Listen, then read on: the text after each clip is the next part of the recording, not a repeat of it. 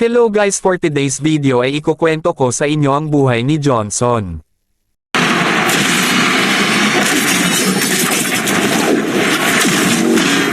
Come on, let's roll!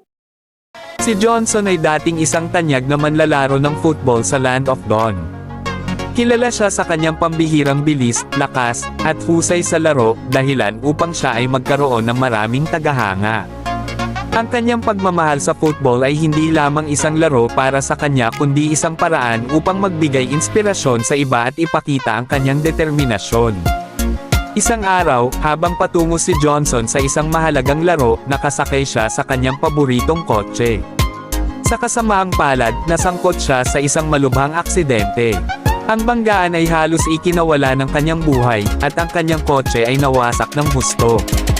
Dahil sa aksidenteng ito, tila nawala ng pag-asa si Johnson na makakabalik pa